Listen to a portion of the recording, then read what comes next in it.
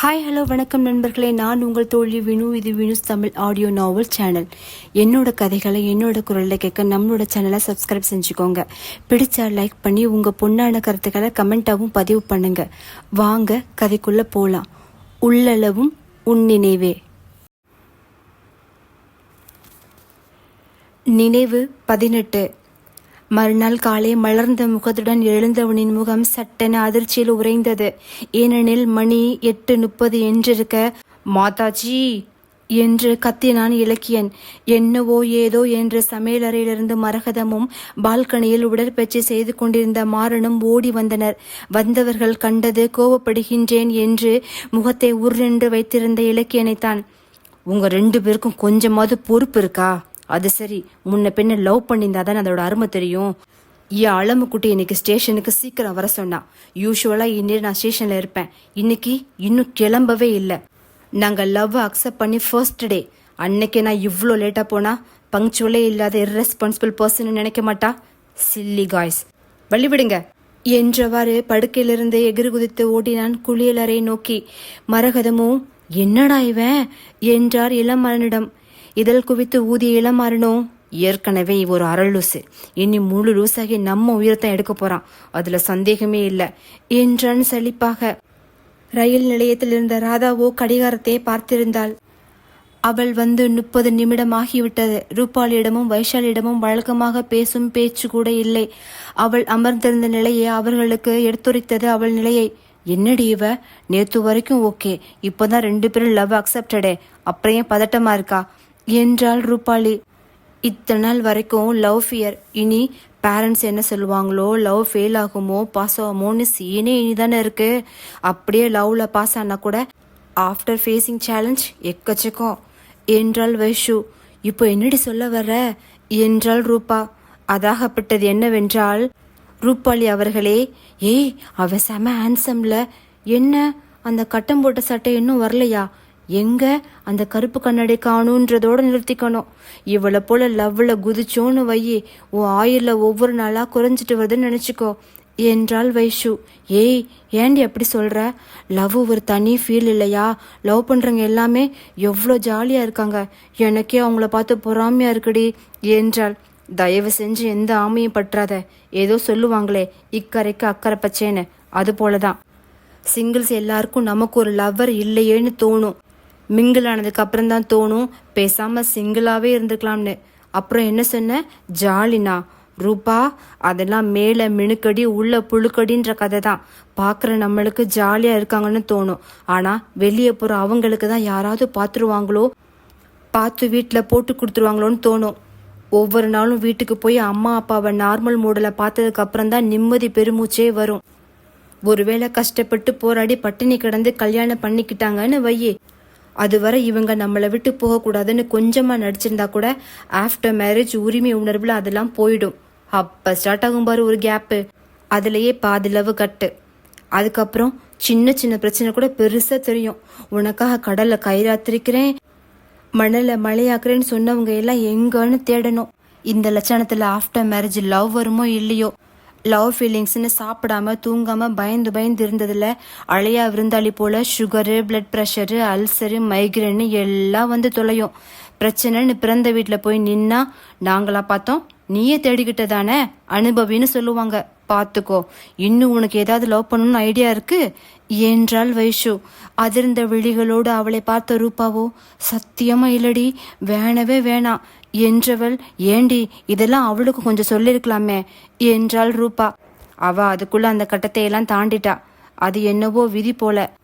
ஐயோ, எங்க வீட்டுல லவ் எல்லாம் பிடிக்காது, ரொம்ப ஸ்ட்ரிக்ட்னு சொல்ற பொண்ணுங்க தான் சீக்கிரம் காதல விழுறாங்க. ஆனா உண்மையா விரும்புவாங்க, டைம் பாஸுக்கோ சோஷியல் அட்ராக்ஷனுக்கோ இல்ல.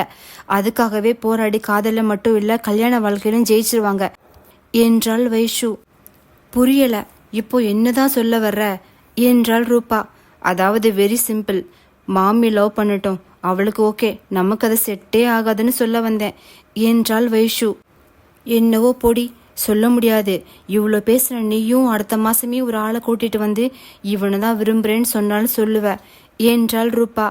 தோழியர் இவ்வாறு பேசிக்கொண்டிருக்க அனுராதவோ, ஏண்டி அவர் ஏன் இன்னும் வரல? அவர் ஆத்துல எதுவும் பிரச்சனை இருக்காது தானே? வாரச்ச சேஃபா வந்துடுவார் தானே என்றாள் ராதா. ரூபாவோ, ஏன் மாமி இப்பதான் நாங்க உன் கண்ணுக்கு தெரியறோமா? ஏண்டி நாங்க வந்து 45 நிமிஷம் ஆச்சு. ஏதோ டெலிவரி வார்டில் பொண்டாட்டிய பிரசவத்துக்கு அனுப்பின புருஷனை போல துடிக்கிற என்றாள். இவ வேற நிலைமை புரியாம பெணா திண்டிருக்கா. பெருமாளே என்று அவள் எண்ணெயிலே பார்த்து விட்டாள் அவனை. ரயில் மேம்பாலத்தின் மீது அவன் ஓடி வர கற்றையான அவன் கேசம் காற்றில் ஆனந்த கூத்தாடியது. 100 பேர் மத்தியில் தனியாக தெரிந்தான் அவளுக்கு. சட்டென முகம் மாறி புன்னகை செய்ய ரூபாவும் வைஷுவும் அவள் பார்வை சென்ற திசையை நோக்கினர். நோக்கியவர்கள் கண்டது 3 படியாக தாவி இறங்கி வரும் இலக்கியனைத்தான். ரூபா வைஷுவை பார்க்க அண்ணலைத்தான் அவள் நோக்கியிருக்கா. இனி அவளை அண்ணல் நோக்குவாங்க. அதனால் டீசெண்டா நம்ம இடத்த மாத்துறது நல்லது என்றாள். ஆமா, அதுவும் சரிதான் என்று சலிப்பாக கூறிய ரூபா செல்ல முற்பட, எங்கடி போறீங்க என்றாள் ராதா.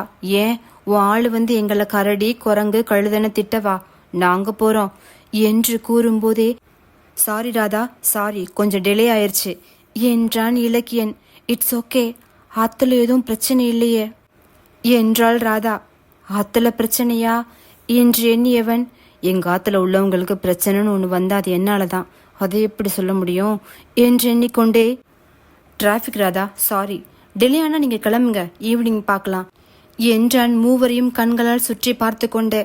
இதனால் சற்று எரிச்சலான ராதாவோ, தான் இவ்வளவு நேரம் காத்திருக்க வந்தவுடன் தன்னை போக சொல்கிறாரே என்று, சரி கிளம்புறோம் என்று வரும் ரயிலை பார்த்து கொண்டு சலிப்புடன் கூறியவள் எழுந்து செல்ல முற்பட சட்டென அவள் கையை பற்றியவன், இப்படி சொன்னா பரவாயில்ல, அடுத்த ட்ரெயின்ல கிளம்புறேன்னு சொல்லுவன் நினைச்சேன் என்றான். உடனே பூரிப்பை தத்தெடுத்த அவள் முகமோ, அப்படியா நினைச்சேன், நான் கூட என்னடா வந்த உடனே விரட்டுறேன்னு நினைச்சேன் என்றாள் முகம் மலர. ஆனால் ரூபாவும் வைஷுவும் சற்று தொலைவில் நின்று ராதாவை பார்க்க, நீங்க கிளம்புங்க என்று சைகை செய்தாள் ராதா. என்னடி சொல்றா அவ என்றாள் ரூபா வைஷுவிடம். கிளம்புங்க, காத்து வரட்டும்ன்றா, வா நம்ம கிளம்பலாம். லவ் பொறுத்தவரை அவ்வளோதான் நம்ம ரோல்.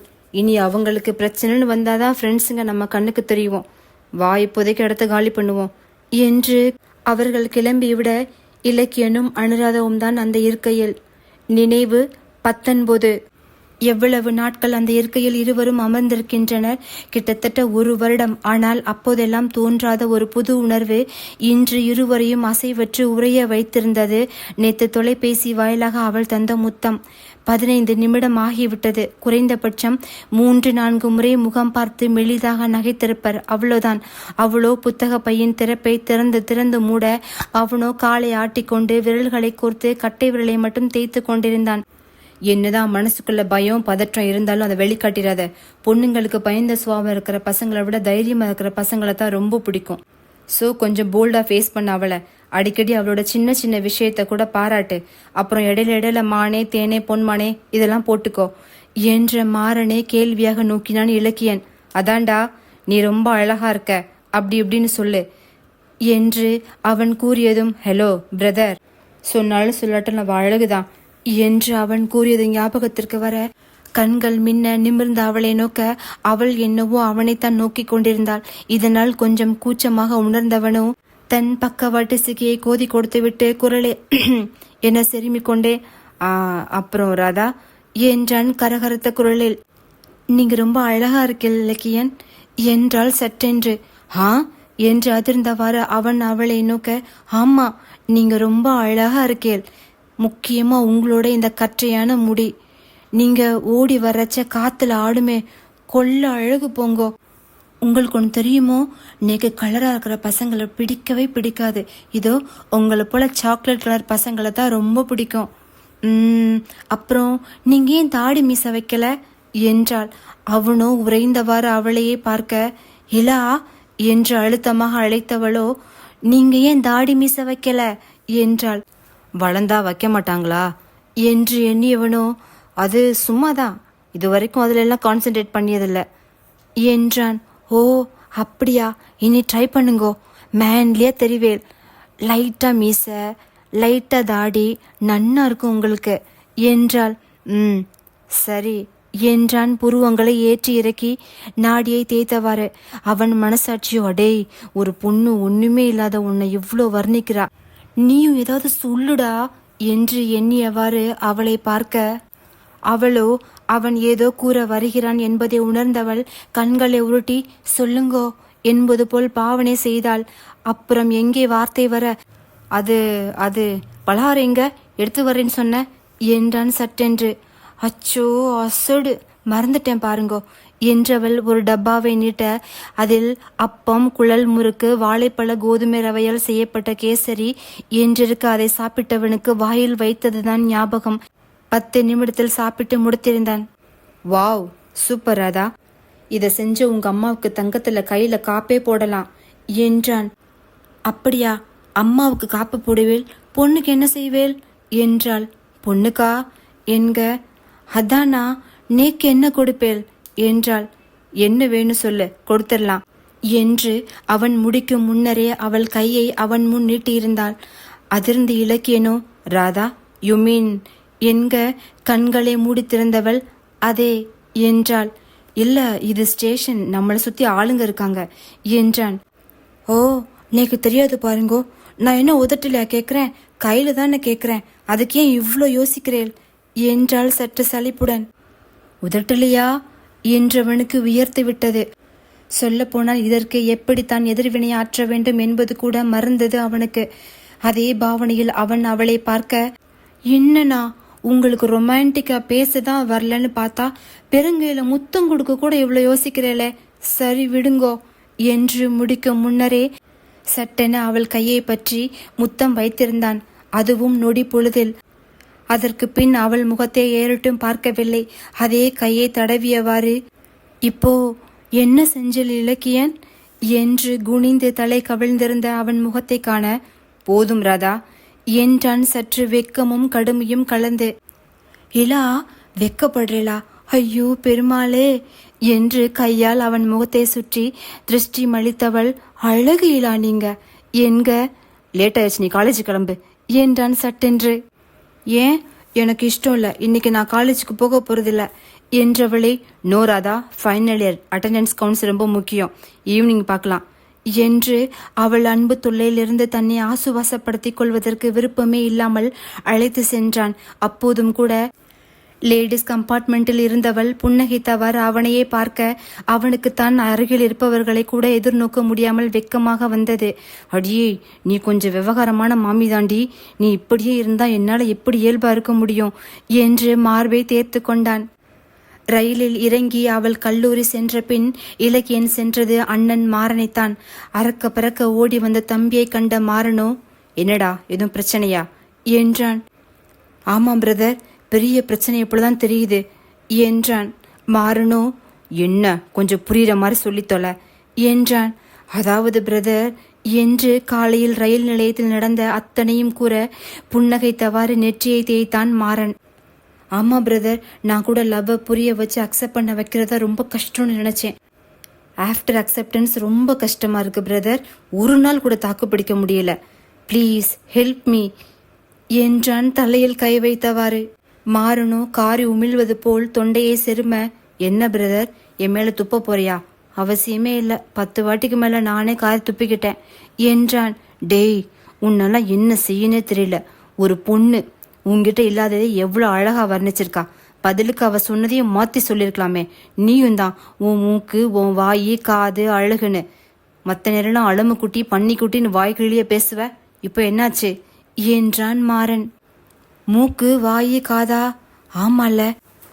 ஆனா பிரதர், ஒரு பொண்ணு அவளை எனக்கு ரொம்ப பிடிக்கும், அவளோட ட்ரெடிஷ்னல் ட்ரெஸ்ஸிங் சென்ஸ் ரொம்ப பிடிக்கும்.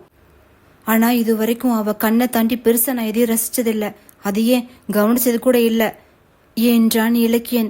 அவனை ஆழ்ந்து பார்த்த மாறனோ, ஒரு விதத்துல அவனை நினைச்சா பெருமையா தான் இருக்கு, அதே இன்னொரு பக்கம் பார்த்தா ஆத்திரமாவும் வருது என்றான் மாறன்.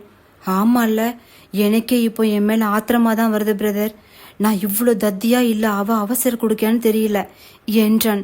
ரெண்டும் இல்லை, ஆக்சுவலி சொல்லப்போனா you people are made for each other. நான் கூட அவ அழகா இருக்கா, அதுல மயங்கி தான் லவ் பண்ணிருப்பேன்னு நினைச்சேன். ஆனா எப்போ அவ கண்ணை தவிர பெருசா அவகிட்ட எதையும் கவனிச்சதுலன்னு சொன்னியோ, I am so proud Ilakkiya, that is true love அதே நேரம் அவளும் தான் பாரேன், இந்த குருவி கூட்டு மண்டையை கட் பண்ணலாம்னு அம்மாவும் அப்பாவும் எத்தனை முறை சொல்லியிருப்பாங்க. அதுலயும் உன்னோட கலரை அவ எவ்வளோ அழகா பார்த்திருக்கா. ஸோ அவளுக்கு உன் மேல இருக்கிறது ட்ரூ லவ்வையும் தாண்டி உன் மேல ஒரு ட்ரஸ்ட், ஒரு உரிமை உணர்வுன்னு கூட சொல்லலாம். இவன் எனக்கானவன் என்னவன் அவன் நினைக்க ஆரம்பிச்சிட்டா.